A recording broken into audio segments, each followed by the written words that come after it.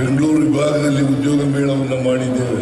ವಿಭಾಗದಲ್ಲಿ ಉದ್ಯೋಗ ಮೇಳವನ್ನು ಮಾಡ್ತಾ ಇದ್ದೀವಿ. ಸುಮಾರು 27,000ಕ್ಕೂ ಹೆಚ್ಚು ಉದ್ಯೋಗ ಆಕಾಂಕ್ಷಿಗಳು ಅವರು ರಿಜಿಸ್ಟ್ರೇಷನ್ ಅನ್ನು ಮಾಡಿಸ್ಕೊಂಡಿದ್ದಾರೆ.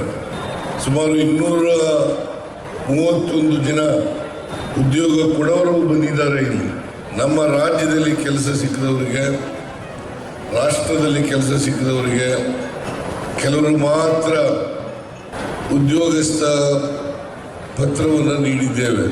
ಆಮೇಲೆ ನಂತರ ಉಳಿದವರಿಗೆ ಕೂಡ ಆ ಪತ್ರವನ್ನು ವಿತರಿಸ್ತೇವೆ ಅಂತಕ್ಕಂಥ ಮಾತುಗಳನ್ನು ಹೇಳಲಿಕ್ಕೆ ಬಯಸ್ತಾ ಇದ್ದೇವೆ. ದೇಶದಲ್ಲಿ ನಿರುದ್ಯೋಗದ ಸಮಸ್ಯೆ ಒಂದು ದೊಡ್ಡ ಸಮಸ್ಯೆ. ಈ ನಿರುದ್ಯೋಗದ ಸಮಸ್ಯೆಯನ್ನ ಬಗೆಹರಿಸಬೇಕಾಗಿರ್ತಕ್ಕಂಥದ್ದು ಕೇಂದ್ರ ಮತ್ತು ರಾಜ್ಯ ಸರ್ಕಾರಗಳ ಜವಾಬ್ದಾರಿ.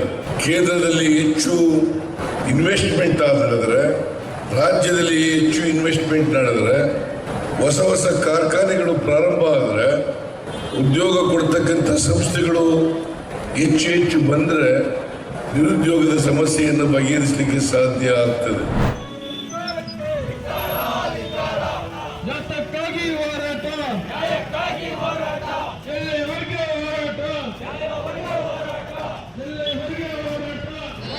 ಆ ಹಿನ್ನೆಲೆಯಲ್ಲಿ ಇವತ್ತು ಕೂಡ ಚಿತ್ರದುರ್ಗದಲ್ಲಿ SKM ಕೆಳಗೆ 2020ರಲ್ಲಿ ಸುಮಾರು 15 ತಿಂಗಳ ಕಾಲ ನಾವು ಹೋರಾಟ ಮಾಡಿದ್ವಿ.